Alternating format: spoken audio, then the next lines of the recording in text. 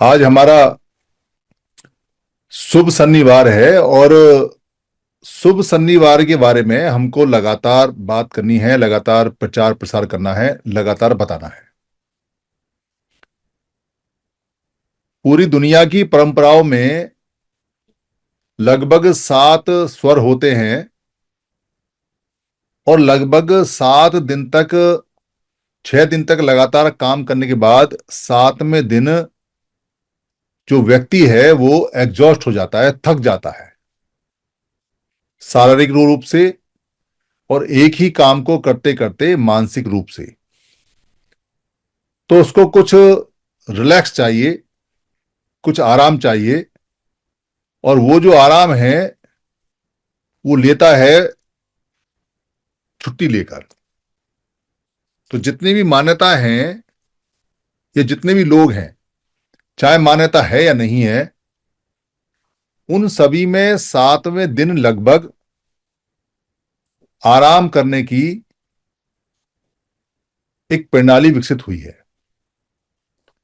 बहुत सारे देशों में जहां जहां अंग्रेजों के, फ्रांसीसियों के राज रहे, वहां उन्होंने अपनी प्रणाली स्थापित की और संडे को, रविवार को अपने हिसाब से, क्योंकि वो गवर्न करते थे, वहां पर राज करते थे, तो उन्होंने वहां संडे को प्रणाली विकसित करके संडे को छुट्टी रखी अपने लिए और जहां वो राज करते थे उनके लिए। कुछ लोगों ने जुम्मे को यानी शुक्रवार को ये छुट्टी रखी। नेपाल के अंदर शनिवार को होती है, शनिवार को होती है। पर भारत के अंदर पहली छुट्टी कब होती थी या लोग रिलैक्स कब करते थे, इसका अगर आप इतिहास ढूंढोगे और पाओगे तो आपको मिलेगा जो समण संघ होते थे, उन समण संघों में, चाहे वो वज्जियों का है, चाहे वो शाक्यों का है, चाहे किसी भी जो गण है, परिषद है, उनका है, क्योंकि बहुत सारे लोग अलग अलग इकट्ठे होके जितने समर्थ थे वो सब अपना अपना साप्ताहिक कार्यक्रम करते थे और उस सब को उस भाषा में सन्निपात बहुल बोलते थे। ऐसा लिखा हुआ है।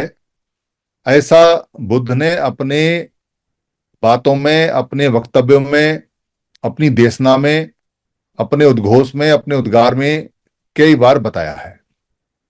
इसलिए ऑथेंटिक है, गारंटेड है। उस सन्निपात बाहुल के दिन लोग बैठा करते थे और आपस में चर्चा करते थे, विचार विमर्श करते थे और सुरक्षा की दृष्टि से अपना एक सत्थक दंड रखते थे और भोजन के लिए अपना खाना खुद लेके आते थे, अपना बिछावन खुद लेके आते थे। क्या करते थे? सभा लगाते थे। अगर मनुष्य है तो सभा लगाता है, पर अगर जानवर है तो भी सभा लगाता है। यानी संघ में रहने का, इकट्ठे रहने का, सभा लगाने का हर एक जीव का एक प्राकृतिक गुण है और जो इकट्ठे रहते हैं वो ताकतवर रहते हैं, ये एक प्राकृतिक गुण है। अगर कहीं मिट्टी भी इकट्ठी हो जाए, गैस भी इकट्ठी हो जाए, तो वो भी ग्रह का रूप बना लेती है, एक प्लेनेट का रूप बना लेती है और इकट्ठे होने के बाद में उसमें एक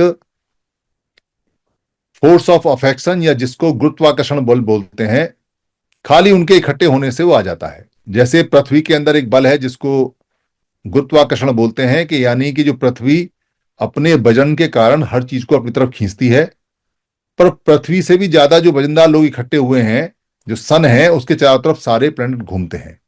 यानी इकट्ठे होने का इतना ज्यादा प्रभाव होता है, चाहे वो निर्जीव चीज है चाहे वो जीव है। तो भारत के अंदर पुराने समय में जो लोग इकट्ठे रहते थे वो सुरक्षित रहते थे, ऐसा वर्णन मिलता है, ऐसी कहानी मिलती है कि एक बार जो राजा था अजातशत्रु, वो मगध को जीता चाहता था, वज्जी पुत्रों को। पर जो वज्जी लोग थे वो सन्निपात बहुल करते थे, राजा उन पे हमला करता था, वो इकट्ठे रहते थे और वो हमला उनका विफल करके वज्जी लोग उनको मार के भगा देते थे। कई बार ऐसा हुआ। तो फिर उसने अपना मंत्री भेजा वत्साकार बुद्ध के पास कि जाओ कारण पता करके आओ कि हम क्यों हार जाते हैं। तो जब कारण पता करने के लिए गया तब बुद्ध ने बताया कि वज्जी लोग सन्निपात बाहुल करते हैं और सन्निपात बाहुल जब तक करते रहेंगे तब तक आप उनको हरा नहीं सकते। 7 नियम बताए जो ना हारने वाले नियम है। उनमें एक नियम ये भी था कि जब तक इकट्ठे होके एक साथ एक निर्णय को चलेंगे, जानेंगे, मानेंगे और उस पर चलेंगे, तब तक कोई हरा नहीं सकता। यह नियम वास्तव में कारगर है और यह अभी भी चलता है। अभी भी यह नियम लगातार लगातार उतना ही कारगर है। समन संघ ने इसको जाना और पहचाना और समन संघ ने कहा जुड़ेंगे जीतेंगे। जो जुड़े हैं वो जीते हैं, जहां जहां जुड़े हैं वहां वहां जीते हैं, जितने जितने जुड़े हैं उतने उतने जीते हैं, जब जब जुड़े हैं तब तब जीते हैं, जैसे जैसे जुड़े हैं वैसे वैसे जीते हैं। अभी जुड़ोगे अभी जीतोगे, 100 साल बाद जुड़ोगे 100 साल बाद जीतोगे। जुड़ोगे जीतेंगे, जुड़ेंगे जुड़ेंगे जीतेंगे, नहीं जुड़ेंगे हारेंगे। इसको छापा, इसको बताया, इसको रटवाया, फिर बहुत सारे लोगों को यह समझ में आया। अभी राजनीतिक पार्टियां कोई कहते हैं कि एक है तो सेफ है, वही नारा है। पर क्या होता है कि अगर सेम वहीं से उठाएंगे तो समन संघ का कॉपीराइट राइट हो गया है, समन संघ ने कहा है। इसलिए समन संघ के शब्दों को समझकर अपनी अपनी भाषा में सब बोल रहे हैं। जितने भी संगठन है सारे बोल रहे हैं, सारी जितनी राजनीतिक पार्टियां वो बोल रहे हैं, और अब पूरा देश इसको बोलेगा आज की घटना के बाद। क्योंकि आज एक घटना बड़ी अजीब सी घटी है और आज तारीख है, यहां संडे है और तारीख मेरे ख्याल में क्या है आज, 23 नवंबर। 23 नवंबर 2024 है। जो घटना यहां घटी है वो आंख खोलने वाली है कि एक साथ इकट्ठे हुए तो भी नहीं जीते, तो इकट्ठे होने में कहीं कमी रह गई, कुछ ना कुछ कारण रह गया। वो कारण यहां डिस्कस करेंगे कि इकट्ठे होने के कौन कौन से कारण हैं जिनसे इकट्ठे होने के बाद भी लोग जीतते नहीं हैं, वो क्या बात है। तो सन्निपात बाहुल के अंदर वहां से ये शब्द हमारे पास आया। सन्निपात बाहुल से, सन्निपात बाहुल का मतलब ये था कि सन्निकट सन्निकट बैठ के बहुत सारे लोग एक साथ आए, उसको बोलते हैं सन्निपात बाहुल या असेंबली, या एक साथ पूरी पूरा वहां पर बैठने की संगति। इसी से शब्द बना सन्निचर्या, यानी कि इकट्ठे होने के बैठने की चर्या, यानी कि आदत। और फिर उसी से शब्द बना सन्निचर्या। बाद में जब बाहर के लोग यहां आए तो उन्होंने सन्नी को शन्नी कर दिया, फिर बना शब्द शन्निचर्या, फिर शनिचर्या, और फिर शनिचर, और फिर शनिवार। वार माने होता है मौका। तो शनिवार बन गया, शनिचर बन गया। पर शनिचर और शनिवार अच्छा खासा शुभ था। शुभ माने अच्छा। जो भद्द माने शब्द है, भद्द माने भी अच्छा होता है। कहते हैं इसकी भद्द पिट गई तो शब्द को उल्टा कर दिया, पर भद्द माने होता है शुभ। तो अच्छा खासा भद्द था, शुद्ध था।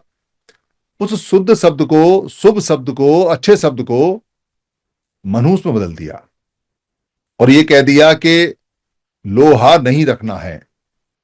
ऐसा नहीं है कि किसी ने ऑर्डर पास किया, ऐसा नहीं मिलता कहीं भी कि किसी ने ढोल पिटवाए, किसी ने मुनादी करा दी, या कोई राजा आया उसने ये कह दिया कि सन्निचर्या सन्निपात मनहूस है, या ये कह दिया कि सत्तक दंड ना रखें, लोहा ना रखें। ऐसा नहीं होता।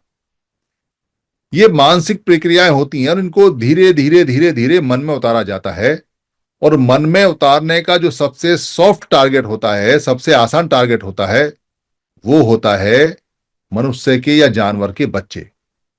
बहुत सारे केसों में देखा गया है कि अगर कोई हिरन का बच्चा नदी पार करता है और मगरमच्छ उसकी तरफ बढ़ता है, तो मां अपने बच्चे को बढ़ाने के लिए हिरन के मगरमच्छ के बीच में आ जाती है और बच्चा निकल जाता है और मां अपना सेक्रीफाइस कर देती है, मगरमच्छ उसको खा के पेट भर लेता है, पर बच्चे को बचा लेती है। तो ये जो गुण है कि अपना सेक्रीफाइस करके या अपना जान दे दे के अपने बच्चे को बचाने का, ये लगभग सारे स्पीसीज में, सारे जीव जंतुओं में ये होता है। कुछों में है भी नहीं। ऐसा नहीं है कि सारे जंतुओं में, कुछों में तो जानवर जानवर खुद आपस में भी मार के एक दूसरे को खा जाते हैं। ये प्रकृति के नियम है। जो यहां चलते हैं, जो यहां आते हैं। तो सन्निपात बाहुल को खत्म करने के लिए बच्चों को टारगेट बनाया गया, महिलाओं को टारगेट बनाया गया, और उनको कहा गया बच्चों को नहीं भेजना है, वहां कोई झगड़ा वगड़ा हो सकता है, डंडा वंडा लेके नहीं जाना है, हथियार सख्त दंड लेके लेके नहीं जाना है, हमला होगा तो मारे जा सकते हैं। ये ठीक नहीं है। पहले ठीक नहीं कहा होगा, फिर खराब कहा होगा, फिर बहुत ज्यादा खराब कहा होगा, फिर अंत में मनहूस कहा होगा, धीरे धीरे इसको भरा होगा। तो बच्चों ने जाना छोड़ा सन्निपात बाहुल में, फिर महिलाओं ने जाना छोड़ा, और फिर आदमियों ने भी जाना छोड़ दिया। सन्निपात बाहुल खत्म हो गया। पर यह सन्निपात बाहुल की प्रक्रिया बुद्ध के साथ चलती रही, और बुद्ध ने जब अपना अलग से धम्मिक संघ बनाया, क्योंकि बुद्ध खुद जब लड़के थे तो श्रमण संघ के मेंबर थे, शाक्य श्रमण संघ के मेंबर थे। उनके 21 साल की एज में उन्होंने उनकी सदस्यता मानी।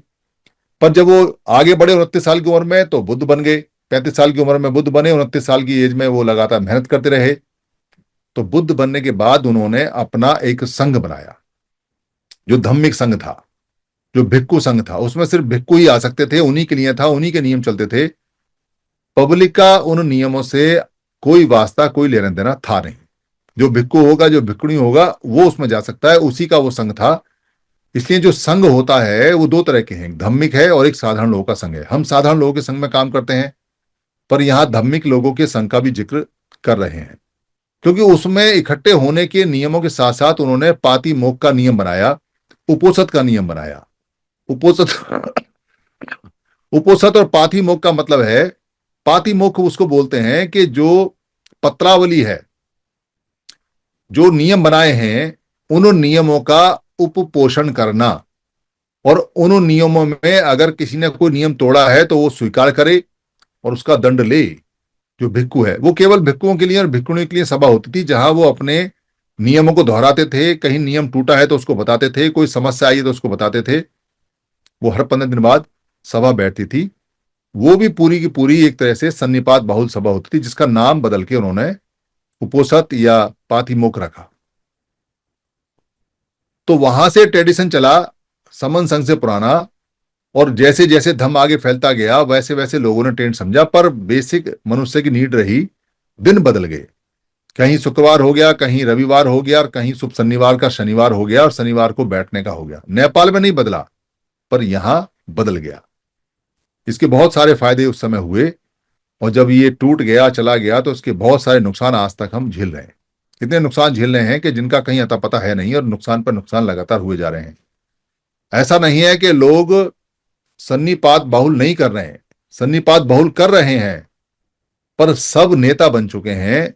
जबकि पुराने सन्निपात बाहुल में कोई नेता नहीं होता था, एक सिंगल भी नेता नहीं होता था। सारे लोग बैठते थे, सामूहिक बातें होती थी, संसद का सिस्टम था। कोई प्रस्ताव रखा किसी ने, उस पर बहुमत हुआ, बातचीत हुई, उसका निर्णय हुआ, सब लोगों ने जाना, सब लोगों ने माना, और सब उस पर चलते थे। एक भी नेता का कहीं जिक्र नहीं है। ना ही बुद्ध ने बताया कि सन्निपात बाहुल में कोई नेता होता था, या फलाना नेता सन्निपात बाहुल में था। एक सिंगल नेता का जिक्र नहीं है। नेता की चर्या का, या नेता के गुणों का, या नेता के कहीं नियमों का भी कोई जिक्र नहीं है। तो इसका मतलब सन्निपात बाहुल आज की जो संसद की प्रक्रिया है उसमें, और सन्निपात बाहुल संघ के सन्निपात बाहुल में कोई अंतर नहीं था। दोनों ही संघ पे आधारित थी, व्यक्ति पे आधारित नहीं था। तो अभी जो लोग क्या कर रहे हैं, अभी लोग सन्निपात बाहुल तो कर रहे हैं, खूब मीटिंग लगा रहे हैं, हर मौके पे मीटिंग लगाते हैं, पर क्या कर रहे हैं खाना अपना नहीं लाते, खाना भीख मांग के लाते हैं। कैसे भीख मांग के लाते हैं? चंदे की पर्ची, चंदा कटवा लेते हैं। तो चंदे की पर्ची पे लोगों के सामने हाथ जोड़ते हैं, हमारे लोग आएंगे, कितने सारे लोग आएंगे। 1000 लोग नहीं आते, पर कहते हैं 10,000 लोगों का इंतजाम है, 12,000 भी हो सकते हैं, 20,000 भी हो सकते हैं। कम से कम 1 करोड़ रुपया खर्च होगा, कम से कम 2 करोड़ रुपया खर्च होगा। ये पर्ची है, पिछली बार आपने 10,000 दिए थे, इस बार 10,000 से काम नहीं चलेगा। ऐसे करके भीख मांगते हैं। किस लिए? अपने लोगों को उस भीख में रोटी खिलाने का, और अपने बच्चों को उस पे आजीविका चलाने का। यानी जो वो भीख मांग के लाते हैं, अपने बच्चे भी पालते हैं, और जो लोग आते हैं उनको भी वो भीख का प्रसाद वहां देते हैं। ये परंपरा हमारी नहीं रही, सन्निपात बहुल के अंदर जो संगतियों का पुराना सिस्टम था, एक भी सिस्टम ऐसा नहीं मिलता जब हमारे किसी व्यक्ति ने भीख मांगी हो या किसी व्यक्ति ने यह कहा हो कि जी वहां लोग आएंगे तो आप मेरे को एक बोरी आटा दे दो, एक बोरी गेहूं दे दो, एक बोरी चावल दो। ऐसा नहीं होता था। हर व्यक्ति अपना खाना लेके आता था और एक किसी अनजान के लिए दो चार रोटी फालतू लेके आता था और सब मिलके बैठ के खाते थे। यही परंपरा भिक्षु संघ में रही। भिक्षु संघ में भीख नहीं मांगी, बुद्ध ने पूरा ध्यान रखा इसका। वो पढ़ाते थे, जाते थे, दरवाजे पर खड़े हो जाते थे। किसी ने दे दिया तो ठीक है, नहीं दिया तो ठीक है, अगले दरवाजे पे चले गए। 5 दरवाजे पे मांगते थे उसके बाद वापस आ गए। और अगर एक दरवाजे पे इतना सफिशिएंट खाना मिल गया, पका हुआ, कच्चा नहीं, तो उसको लेके आते थे। और वो संघ दान होता था, भिक्खु दान नहीं होता था। वो संघ के लिए खाना जाता था। यानी कि ये जो व्यक्ति जो भिक्खु ले रहा है उसके लिए नहीं है वो खाना, किसी हालत में वो नहीं खा सकता। वो संघ में जमा करेगा और जब संघ में सारा खाना मिक्स होता था तब वो खाना मिलता था। ऐसे करके उनको पढ़ाई, भीख नहीं मांगते थे। कभी किसी ने नहीं कहा कि मेरे को खाना दे दो, मैं भूखा हूं। नहीं, पहले पढ़ाएंगे, जाएंगे, तब उनको मिलेगा। समाज को कुछ देते हैं तो समाज के बदले में खाना या चीवर लेते थे। ये प्रक्रिया थी वहां पर। ये भीख मांगने की प्रक्रिया, ये चंदा काटने की प्रक्रिया, ये पर्ची काटने की प्रक्रिया, ये लोगों को धमकाने की प्रक्रिया या लोगों को डराने की प्रक्रिया कि फलानी पार्टी आ जाएगी, फलाना नेता आ जाएगा, तुम कट जाओगे, तुम बढ़ जाओगे, तुम ऐसा हो जाएगा, वैसा हो जाएगा, और हम सम्मेलन कर रहे हैं, हम ये करेंगे और वो करेंगे, और करते वरते कुछ नहीं है। किसी नेता वेता की चमचागिरी करते हैं या फिर पैसा लेके भाग जाते हैं या खुद नेता बनने के लिए आ जाते हैं। ये हम 74 साल में लगातार देख रहे हैं। इसके लिए लिखित में कोई सबूत देने की जरूरत नहीं है। आंखें खुली हुई हैं, दिमाग तेज है, सबको पता है क्या हो रहा है क्या नहीं। और इसमें सारे आ रहे हैं, चाहे राजनीतिक लोग हैं, चाहे धार्मिक लोग हैं, चाहे मत मतांतर के लोग हैं, चाहे गुरु चेले के लोग हैं, चाहे इसके अंदर सरकारी कर्मचारियों के लोग हैं, चाहे इसमें लड़कों के दलबल हैं, चाहे इसके अंदर कोई एजुकेशन सोसाइटी चलाने वाले लोग हैं, और चाहे कोई इसके अंदर सोशल वर्क करने वाले कोई बामसेव जैसे या और भी जो संगठन है वो है। मैं नाम लेके बोल रहा हूँ स्पष्ट रूप से, सबका यही काम है, सब यही कर रहे हैं। और अगर कोई ये कहता है जी कि हम ऐसा नहीं करते, हम वैसा नहीं करते, तो भाई तू अपना परिणाम दिखा दे, तू अपना रिजल्ट दिखा दे, और तू अपनी बात दिखा दे, तू अपना भाषण दिखा दे। सबका भाषण, सबका रिजल्ट, सबका परिणाम सब एक से हैं। और इसका सबसे बड़ा सबूत इस बात का है कि वो इकट्ठा करने जाते हैं और खुद टूट जाते हैं, इकट्ठा करने जाते हैं, खुद टूट जाते हैं, और टूट के फिर वही भीख मांगने का काम आरंभ कर देते हैं। तो समन संघ ने ये जाना और समझा, भीख मांगने से हमारा गरिमा, हमारी अंदर की इज्जत, हमारा व्यक्तित्व, हमारे महापुरुषों का नाम, वो सारा भिखारी हो जाता है। एक भी चीज ऐसी नहीं बचती जो भिखारी ना होती हो। और जो भिखारी यानी बैगर यानी याचक करता होता है, उसकी कौन इज्जत करता है। दरवाजे पे कितना ही बड़ा आदमी आ जाए, कैसा भी आ जाए, पर जब वो कहेगा कि मैं चंदा लाया हूं, पर्ची लाया हूं, तो उसकी आंखें नीचे झुकेंगी। कुछ नहीं हो कर सकता, क्योंकि मांगने की पोजीशन में होता है। वो याचना करता है, मांगता है। याचक की आंखें कभी उठ नहीं सकती। और जो याचक की मांग पूरी करता है वो कड़ी आवाज में उसको बोलता है। तो ये काम पुराने संघों में नहीं होते थे। ये आंखें झुकाने वाला, ये भीख मांगने वाला, ये बैगर वाला, याचना करने वाला एक सिंगल उदाहरण नहीं जब कभी ऐसा कोई हुआ हो। बहुत सारे लोग कह सकते हैं, मैं पहले ही बता चुका हूं कि बुद्ध और बुद्ध के जो भिक्खु हैं वो भीख मांगते थे। कहीं कोई विनय पिटक में ऐसा नियम नहीं है, बिल्कुल नहीं है। वो चारिका करते थे, पढ़ाते थे। पढ़ाने के बाद में लोगों की जिम्मेदारी थी, वो किसी पे वजन नहीं थे। मिलता तो ठीक है, नहीं मिलता है तो वापस आ जाते, भूखे भी रहे। घोड़ों के दाने से भी पेट भरा है। बसावास में ऐसे भी नियम है कि जिसने खाने के लिए बुलाया, ये यहाँ की बात है, कम्मासपुर की बात है। कम्मासपुर में जिस व्यक्ति ने खाने के लिए बुलाया वो कोई वमर था, ऐसा बताते हैं, कहानी में है, और वो खाना देने नहीं आया। और वहां पूरा भिक्षु संघ पहुंचा। वहां कुछ घोड़े भी आए हुए थे, घोड़े के व्यापारी आए हुए थे, उनका घोड़ों का दाना था। उस दाने को उन्होंने उनसे दान में लिया और वो उसको रात को भिगो के सुबह को, क्योंकि हार्ड दाना था, उसको कूटते थे और फिर उसको पका के उसे खाते थे। तो एक बार बुद्ध ने पूछा कि आनंद, ये आवाज किसकी आती है? तो बताया कि ऐसे ऐसे वो दाना वहां से लिया हुआ है और वो दाना हार्ड है, उसको भिगोते हैं, फिर कूटते हैं, फिर उसकी स्लरी बनाते हैं, उससे भिक्खुओं का काम चलता है। तो बुद्ध ने उनको बड़ा आशीर्वचन दिया कि बहुत अच्छा किया आपने, मंगल, बड़ी मंगल कामना दी। और सारा वसावास खत्म हो गया तो बुद्ध ने उस व्यक्ति को जिसने बुलाया था उसको पुण्य अनुमोदन देने के लिए कि उसने बुलाया, पूरे भिक्षु संघ को लेकर उसके साथ घर गए वहां जाके उसको आशीर्वचन दिए, उसको पुण्य अनुमोदन दिया कि आपने हमें बुलाया, आपका बहुत बहुत अनुमोदन है। उस व्यक्ति को बड़ी शर्म आई कि भाई मैं भूल गया, ये देखो ये फिर भी आए हैं। उसने फिर 2 दिन का उनको भोजन दान दिया। ऐसी कहानी है। ये मैं आपको इसलिए बता रहा हूं कि भोजन जीवन नहीं है। भोजन, भीख भीख में दिया हुआ भोजन किसी भी हालत में हमें मुक्त नहीं कर सकता, हमारे स्वाभिमान को ऊपर नहीं पहुंचा सकता। इस बात को समन संघ ने समझा और नियम बनाया कि अपना खर्चा खुद चलाएंगे, किसी से मांगेंगे नहीं, कोई चंदा पर्ची नहीं, कभी भी किसी भी हालत में कोई पैसा देंगे नहीं, यानी चंदा कभी नहीं। ये चंदा कभी नहीं वाला जो यहाँ का सिद्धांत बना, इससे बड़ी खलबली मच गई बहुत सारे लोगों में। जितने भी लोग चंदा, क्योंकि 29 लाख संगठन सारे सारे, एक भी ऐसा नहीं जो चंदा ना लेता हो। तो कई लोगों ने दावे किए जी कि हम भी चंदा नहीं लेते, हम भी पैसा नहीं देते। तो पता चला कि उनके तरीके अलग अलग हैं, पैसा वो भी खूब इकट्ठा करते हैं। ये काम समन संघ ने रोका। सन्नीपात बाहुल में ऐसा नहीं होता था। तो सन्नीपात बाहुल जो आज शनिवार है, जो आज शनिवार है, वो आज का दिन है।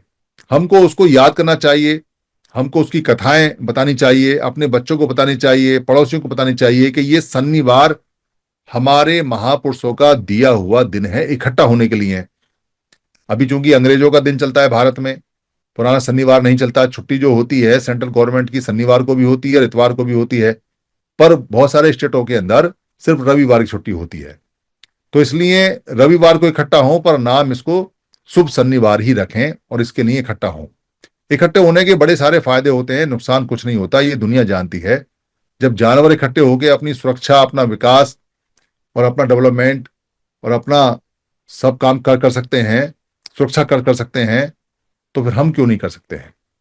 तो हम भी कर सकते हैं, और हमने पहले किया भी है कि जब जब हम संघ में रहे हैं तब तक हिस्ट्री के अंदर एक भी एट्रोसिटीज हमारे ऊपर नहीं है। ये एट्रोसिटीज का जो प्रताड़ना का जो इतिहास है, ये बहुत बाद में मिलता है, जब हमारा संघ पूरी तरह से बिखर गया और टूट गया, तब ये हमें मिलता है। उससे पहले ये हमें नहीं मिलता। तो सन्नीपात बाहुल के लगातार लगातार करने से हमारा संघ बनना शुरू हो जाएगा। सन्नीपात बाहुल के जो इंचार्ज हैं वो परिहार सर हैं। बहुत सारी जगह शाखाएं शाखाएं और साखी स्टार्ट हो गए, क्योंकि शाखा और साखी का मतलब होता है पेड़ और उसकी तने, यानी उसकी जो शाखाएं हैं वो। तो वहां हमारा काम शुरू हो गया है। जिनको करना है वो परिहार सर से जाके बात करके कर सकते हैं, और हर शनिवार को मिलना चाहिए, या तो फिजिकली मिले और या वर्चुअली यहाँ पर मिले, वर्चुअली यहाँ लगातार आते रहें। तो नुकसान क्या हो रहा है? नुकसान ये हो रहा है कि बहुत सारे लोगों ने ये बात पकड़ी कि एक होना चाहिए, राजनीतिक दलों ने ये बात पकड़ी कि एक होना चाहिए, और वो एक होने की कोशिश में लगे पड़े हैं। आज जो परिणाम आए हैं उसमें कुछ पार्टियां इकट्ठी हुई पर हार गई। क्यों हार गई, क्या कारण है, क्या नहीं है, इसका एक सबसे बड़ा कारण मैं आपको बताता हूं, क्योंकि ये गलती हमसे ना हो, और मैंने पहले भी इसका जिक्र किया है। 29 लाख संगठन अगर ये कहते हैं कि हम सब इकट्ठे हैं और आओ एक सभा करते हैं, और उस सभा में भाई आज के बाद ये घोषणा करो कि सारे के सारे हम एक हैं, और सारे मंच पे चिल्ला के ये कहें कि अब हम सारे एक हो गए, या लड़कों के दल बल भी एक हो गए, मत मतांतर वाले सब साधु वाधु एक हो गए, जितने भी धर्म वाले लोग हैं वो एक हो गए, जितने भी सामाजिक संगठन है वो एक हो गए, आर्थिक वाले संगठन एक हो गए, सरकारी कर्मचारियों के संगठन एक हो गए, जितने भी प्रोफेशनल्स हैं उनके सब एक हो गए, महिलाओं और बच्चों के संगठन एक हो गए। तो सबने कहा कि जी एक हो गए, पर देखो हमारा संगठन रहेगा, हमारे संगठन का नाम रहेगा।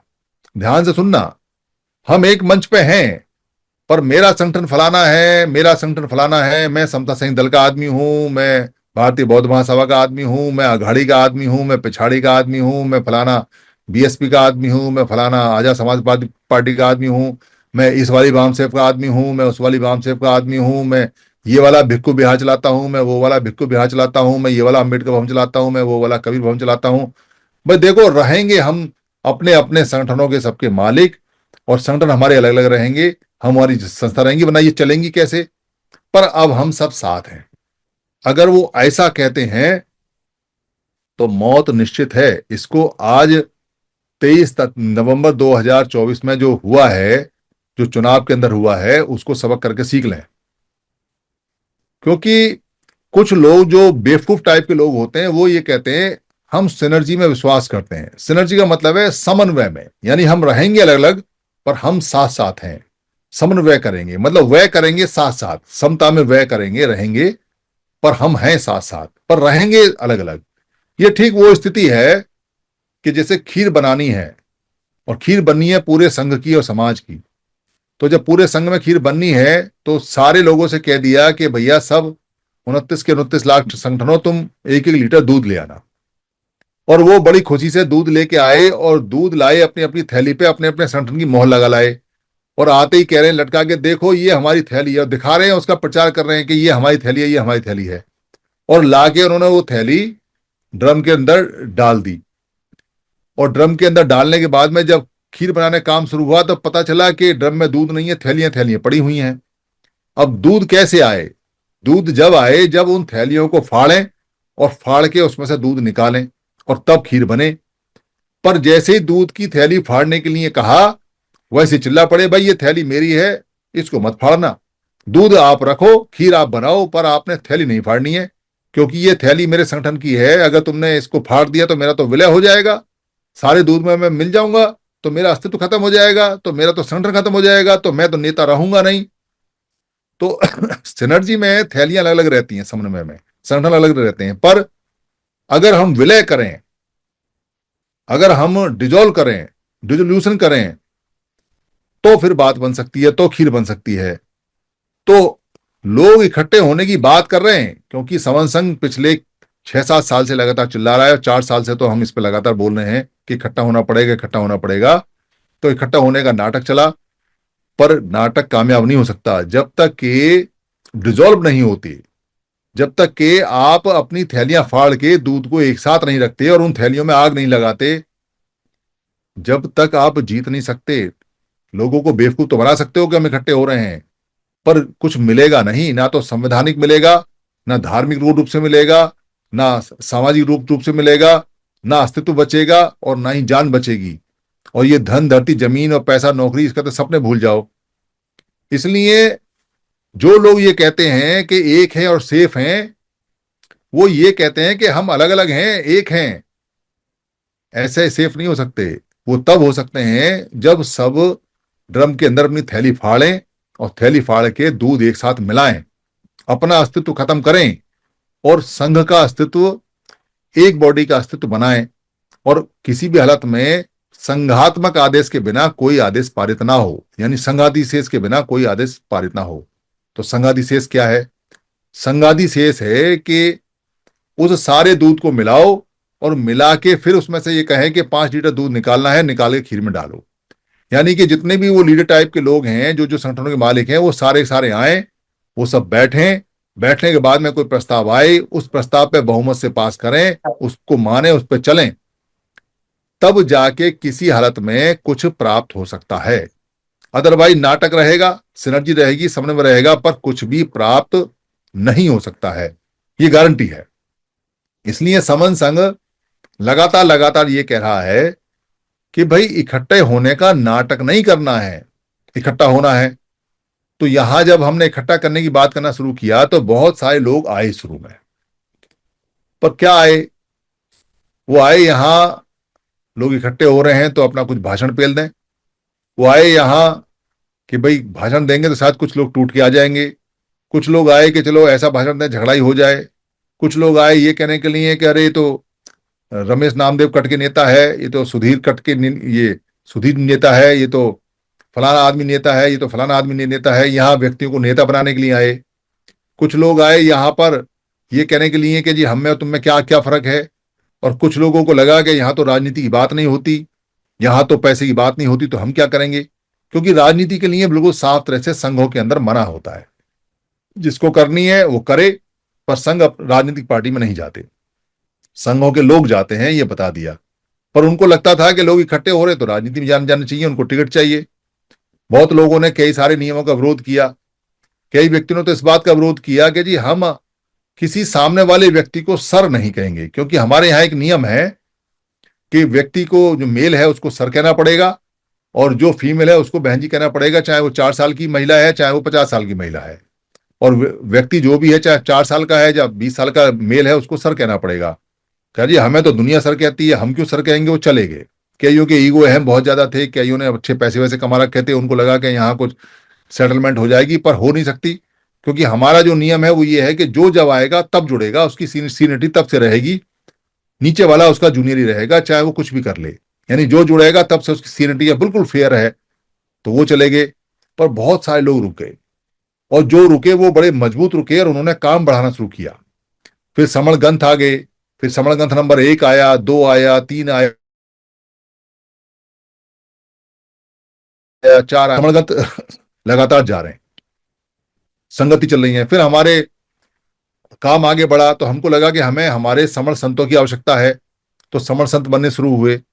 समण संत बनने शुरू हुए तो समण संतों का कार्यक्रम अलग से चलना शुरू हुआ। फिर बच्चों को पढ़ाने का कार्यक्रम, फिर डॉक्टरों का कार्यक्रम आरंभ हुआ, मरीजों को बताने का। फिर यहाँ समस्या आई कि भाई हमको कुछ प्रचार सामग्री चाहिए, तो दान में दो। तो संघों के लिए प्रचार सामग्री मांगी, तो 60,000 समर ग्रंथ पिछले दिवाली पे, जो संघी लोग हैं और संघियों के अलावा और भी लोग हैं, किसी ने अपनी मदर की पुण्यतिथि में, किसी ने मदर की जयंती पे, किसी ने बर्थडे पे, किसी ने शादी पे 60,000 समर ग्रंथ आ गए। और मेरे ख्याल में अगले साल हमारे पास 6 लाख समर ग्रंथ आ जाएंगे। तो हमें प्रचार सामग्री भी खूब आने लगी, और लगातार लगातार मीटिंगें चल रही हैं, सेंटर बन रहे हैं। ये काम लगातार लगातार चल रहा है और बढ़ रहा है। क्यों बढ़ रहा है और क्यों चल रहा है? क्योंकि अल्टीमेट, यानी कि आखिरकार अंत में आपने इकट्ठा होना ही है। आपके पास में कुछ नहीं है इकट्ठा होने के अलावा। ना तो आपके पास में एजुकेशन है, जो हायर एजुकेशन बोलते हैं। कोई इक्का दुक्का डॉक्टर इंजीनियर बन गया हो, कोई पीएचडी वीएचडी कर लियो, वो बेकार है। वो बेकार इसलिए है, मैं कोई डिमोलाइज नहीं कर रहा, पर बेकार इसलिए है कि डॉक्टर को नौकरी करने के लिए हॉस्पिटल चाहिए। सरकारी हॉस्पिटल बंद हो रहे हैं या बिक रहे हैं। प्राइवेट वाले लोग, जिन लोगों के हाथ में है, वो आपको नौकरी देंगे नहीं। तो क्या करोगे डॉक्टर बन के? कहाँ देखोगे? और जिन मरीजों को आप देखोगे, हमारे मरीजों के पास पैसा नहीं है, वो सरकारी उसमें जाते हैं, हॉस्पिटल में जाते हैं, उनको दवाएं भी नहीं मिलती। तो जब इंस्टीट्यूट नहीं है, जब मेडिकल के ट्रीटमेंट के सेंटर नहीं है, हॉस्पिटल नहीं है, तो हमारे लोगों को रोजगार देगा कौन? जो इंजीनियर है वो सब कॉन्ट्रैक्ट पे ले रहे हैं आजकल, और जो इंजीनियर हैं कुछ बाहर जा रहे हैं, कुछ कॉन्ट्रैक्ट में हैं, कुछ कंप्यूटर काम कर रहा है। तो क्या करोगे? मैं डिमोलाइज नहीं कर रहा हूं आपको, मैं आपको बता रहा हूं कि हायर एजुकेशन में अगर कोई पीएचडी भी करता है, तो पीएचडी वाले को नौकरी भी नहीं मिल रही है। सारी तो यूनिवर्सिटियां प्राइवेट हैं, और कुछ यूनिवर्सिटियां हैं भी तो उनमें वो कास्ट दे के नौकरी देते हैं, देते नहीं, इंटरव्यू में अपने चमचों को देते हैं। ऐसे ही बहुत सारी सरकारी जॉबों के अंदर हैं, जॉब भी खत्म हो रही है, और जो हो रही है उसमें 10% तो ईडब्ल्यूएस आ गया, और कैप लगा दिया कि कोई एससी एसटी ओबीसी का जो मेंबर है, अगर वो जनरल में आता है तो जनरल में अकाउंट नहीं होगा। तो सीटें मिलेंगी कितनी, और कितनी नौकरियां मिलेंगी?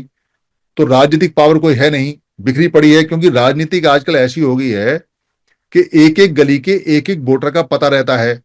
कितनी वोट बढ़वानी है किसी दूसरे राज्य में, कितनी वोटें नहीं बढ़वानी है, ये काम 6 महीने पहले, साल भर पहले होता है। यानी कि आजकल राजनीतिक पार्टियां 10-20 लाख वोट किसी स्टेट में बढ़ा के रखती हैं। उनको ये पता होता है कि हमारे यहाँ 15,000 वोट कम पड़ेंगी, तो 15,000 वोट दूसरे राज्यों के लोगों की बढ़वा लेते हैं, उनका कोई कहीं कोई। क्योंकि राजनीतिक पार्टियों का खेल पैसे का हो गया है। कुछ ऐसी वोट होती हैं जो पोस्टल आती हैं, बड़े सारे लफड़े हैं इसमें। इसलिए राजनीतिक पार्टियां बहुत तेजी से सक्रिय हैं, और ये बड़ा हाई क्लास ड्रामा हो गया है। इसको जीतना इतना आसान नहीं है। इसके लिए बहुत पैसा चाहिए, बहुत मैन पावर चाहिए, और बहुत झील चाहिए, और अफसर चाहिए अपने सारे। ना तो अफसर है, ना पैसा है, ना झील है, और ना ही ऐसा कोई सिस्टम है। फिर उद्योग धंधे नहीं है, फिर इंडस्ट्री नहीं है, फिर हमारे पास में कहीं कोई विदेश के अंदर भी कोई हेल्प नहीं है, और हमारे पास कोई बैंक बैलेंस नहीं है, और हमारे पास जमीन और खेती भी नहीं है। लेबर थे हम पहले, उससे पहले हम राजा थे। बुद्ध के समय हम राजा थे, बहुत बात तक राजा रहे। बाद में जब ये मनोवैज्ञानिक रूप से हम हारे, तो हम लेबर बन गए, मजदूर बन गए, और फिर बाबा साहब ने हमको उठाया तो हम दोबारा से अफसर बन गए। इसके अलावा हमारे पास कुछ है नहीं। तो हम करेंगे क्या? और पूरी दुनिया के अंदर मशीनें आ रही हैं, रोबोट आ रहे हैं, और उनको रोका नहीं जा सकता, क्योंकि दुनिया की तरक्की को रोका नहीं जा सकता। तो दुनिया के अंदर मनुष्य की जो डिमांड है वो डे बाय डे कम हो रही है। जब मनुष्य की डिमांड कम हो रही है, तो जो बहुत अच्छा काम करने वाला है, जो बहुत अच्छे पैसे वाला है, जिसकी बहुत अच्छी पावर है, अप्रोच है, उसे काम पहले मिलेगा। और जिसकी कोई अप्रोच नहीं, जिसका कोई जिक्र नहीं, जिसके पास पैसा नहीं, जिसके पास जमीन नहीं, जिसके पास शिक्षा नहीं, जिसके पास काम करना आता नहीं, उसे कौन लेगा? हम भी बाजार में अगर मजदूर से काम कराना चाहते हैं, तो उस मजदूर को देखते हैं जो हट्टा पुट्टा हो, बढ़िया हो, मोटा ताजी हो, हट्टा कट्टा और जो बढ़िया काम करता हो, जिसकी रिकमेंडेशन हो, उसको लेते हैं, क्योंकि पैसे तो हमें देना ही है। तो घटिया मजदूर को, बूढ़े को कौन लेगा? ठीक वैसे ही जब ये मशीनें आएंगी और ये सारी चीजें और बढ़ जाएंगी, तो ये जो भारत के अंदर या पूरी दुनिया के अंदर 8 अरब लोग हैं, या भारत के अंदर ये 125 करोड़ लोग हैं, इनमें जो लोग मारे जाएंगे बिना दवाई के, बिना पढ़ाई के, बिना खाने के, बिना किसी कपड़े के, बिना किसी लत्ते के, बिना किसी अ, सुविधा के, उनमें मरने वालों में सबसे ज्यादा कमजोर लोग होंगे, और कमजोर लोगों में सबसे ज्यादा हम हैं। तो सबसे ज्यादा मरने वालों की या मारने वालों की संख्या हमारी होगी, ये निश्चित है। और अभी भी हम सबसे ज्यादा मर रहे हैं। किसी भी अस्पताल में जाओगे तो वहां कोई अमीर नहीं मरता, वहां कोई अपर कास्ट का आदमी नहीं मरता। जब भी मरता है, छोटा मरता है, गरीब मरता है, और वो गरीब भी हम हैं और छोटे भी हम हैं। बाकी लोग तो अप्रोच से अपना काम करा लेते हैं और हमारे संसाधन भी ले जाते हैं। तो बचोगे कैसे? क्या कारण है? इस पर किसी संगठन का कोई चिंतन नहीं है। इस किसी भी संगठन का कोई काम नहीं, किसी भी राजनीतिक पार्टी का कोई लेन देन नहीं है, सब अपने अपने मस्त हैं। पर समर संघ इसके बारे में सोचता है कि बचने का सिर्फ एक उपाय है, और ये उपाय बड़ा आसान है, कुछ नहीं करना, सिर्फ इकट्ठा होना है। तो समझ में आ गया कि इकट्ठा होना है। तो इकट्ठे होने में पिछले 4 साल में अड़चन कहाँ आ रही है? इकट्ठे होने में अड़चन वहां आ रही है क्योंकि सामने वाले जो लोग हैं वो समझने को तैयार नहीं है। हम उनको बहुत प्यार से समझाते हैं, बड़े प्यार से बताते हैं, उनके सवालों के जवाब देते हैं। कई बार वो सवाल के लिए आते भी नहीं, कई बार वो सुनने आते नहीं, तर्क वितर्क करने नहीं आते। फिर दूसरे संगठन वाले उनको गुमराह कर देते हैं। वो कहते हैं जी फलाना आदमी नेता बनने जा रहा है, फलाना आदमी चुनाव लड़ेगा, फलाना आदमी फलानी पार्टी से पैसा ले रहा है, ये लोग तो इनका फंडिंग बाहर से, दुनिया भर की बातें वो सिखाते हैं। जिनके चंदे के धंधे हैं वो पूरी ताकत लगा के समन संघ का विरोध करते हैं। तो समन संघ की नीति थी कि भाई हमें अपना काम करना चाहिए, दूसरे लोगों को नहीं छेड़ना चाहिए। पर यह समर संघ की ओरिजिनल नीति नहीं है।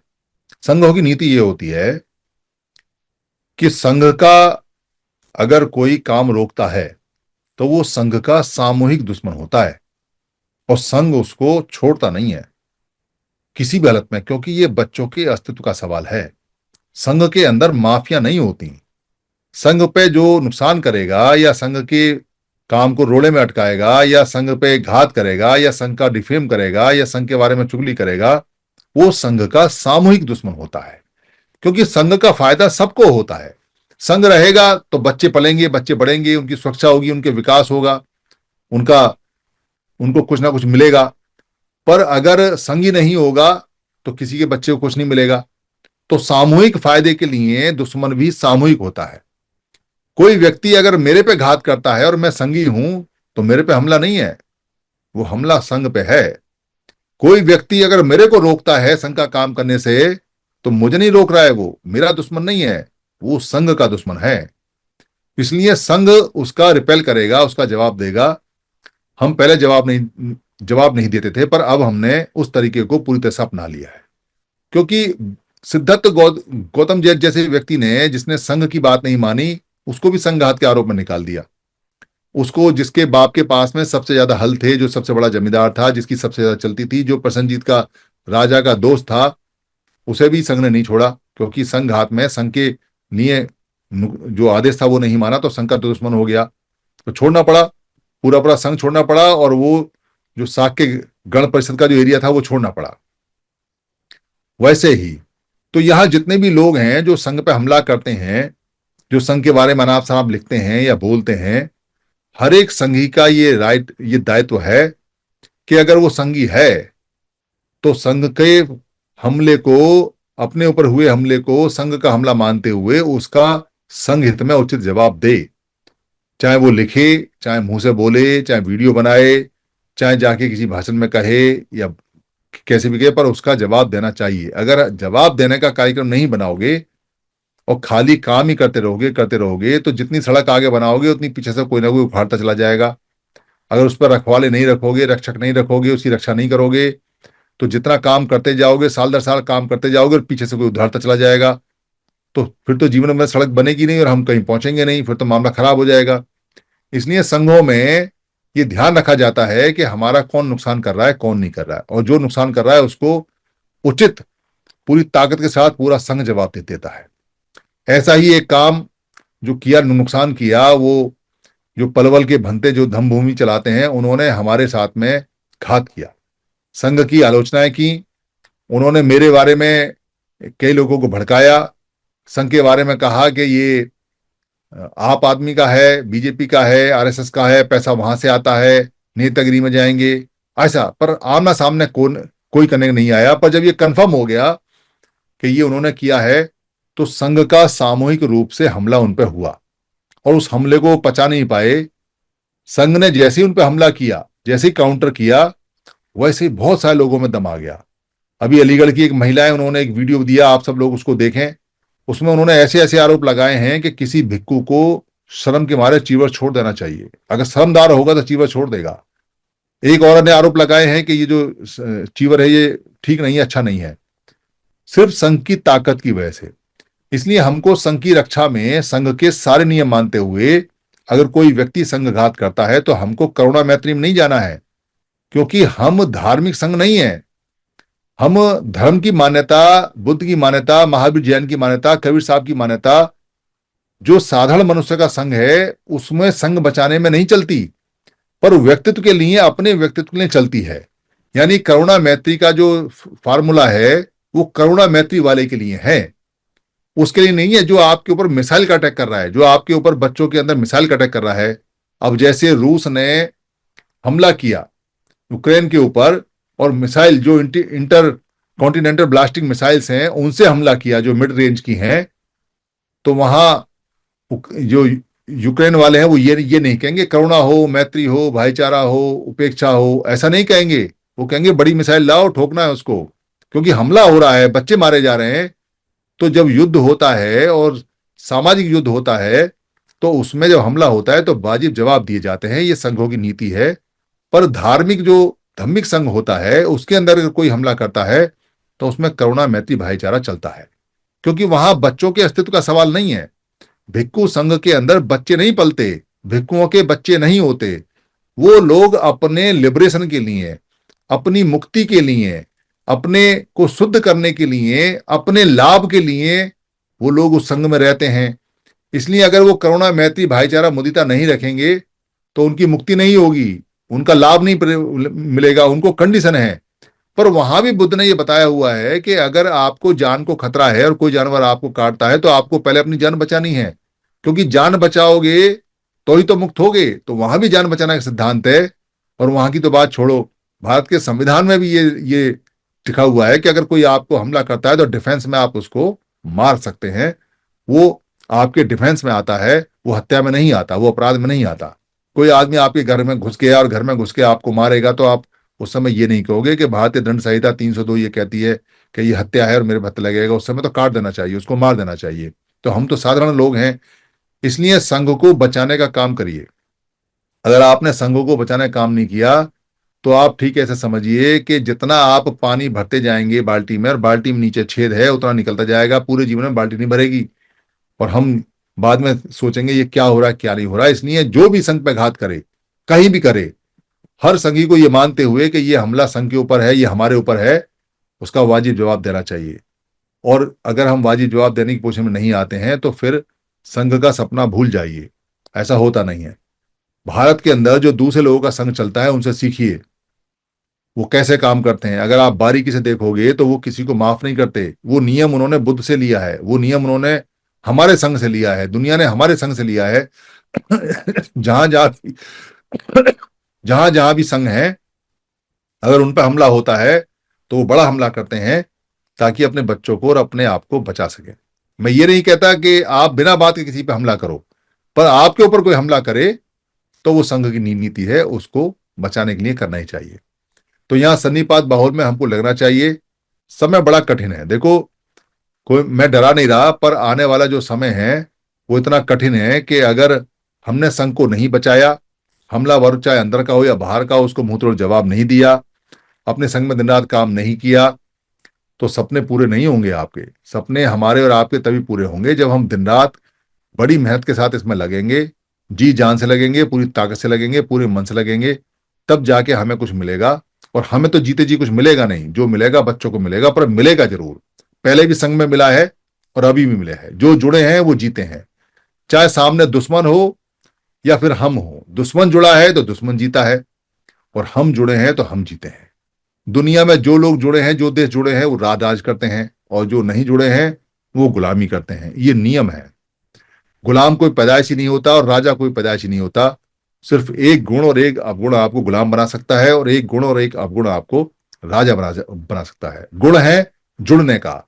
अगर जुड़ने का गुण है तो राजा बन जाओगे, और जुड़ने का गुण नहीं है तो फिर आप गुलाम बनोगे। ये निश्चित है। दुनिया में यही नियम चलता है, और कोई नियम नहीं है। बाकी सब नियम बकवास हैं, सारे नियम खराब हैं। घुमा फिरा के जब भी कुछ होगा, इसी बात पे आएगा कि आपका बहुमत कितना है, आपके लोग कितने हैं। जहां 4 लोग खड़े हो जाते हैं, वहां 3 लोगों की हिम्मत नहीं होती कि उनको छेड़ दें, और जहां 3 लोग खड़े हो जाते हैं, वहां 2 लोगों की हिम्मत नहीं है कि उनको छेड़ दें। आप ये देखो कि आपको कितना वजनदार बनना है।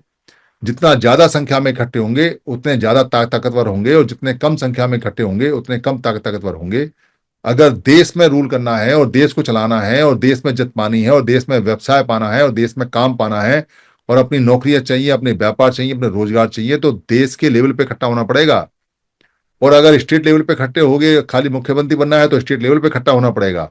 और खाली अगर कहीं पार्षद वार्षद बनना है तो मोहल्ले के लेवल पे इकट्ठा होना पड़ेगा। और अगर दुनिया में नाम कमाना है तो दुनिया के लेवल पे इकट्ठा होना पड़ेगा। मर्जी आपकी कि आपको चाहिए क्या। जितनी जल्दी और जितने ज्यादा इकट्ठे होंगे, उतनी जल्दी और उतना ज्यादा आपको मिलेगा। अदरवाइज तो मशीनें आ रही हैं, सब कुछ खत्म हुआ पड़ा है, कुछ बचने वाला है नहीं। आपके बच्चे आपकी आंखों के सामने तड़फ तड़फ के मरेंगे। उनको ना काम मिलेगा, ना रोजगार मिलेगा। ना रोजगार होगा, ना काम होगा, तो पैसा नहीं होगा। और पैसा सब आजकल मोबाइल में चला गया है। आपके पास में नोट भी नहीं आने वाले, सिक्के भी नहीं आने वाले।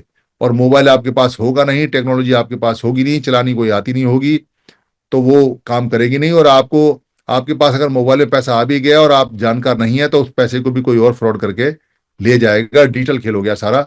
इसलिए जुड़े और जीतें, और अपने हिसाब से संसद में नियम बनवाएं, तो बच सकते हैं, अदरवाइज नहीं बचेंगे। मेरी किसी बात से अगर किसी को कोई परेशानी हुई हो तो मैं यहाँ सवालों का जवाब देने को तैयार हूँ।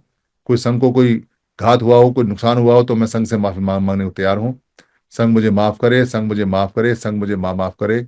संघं नमामि, संघं नमामि, संघं नमामि। सवर्ण संतों को वंदामि।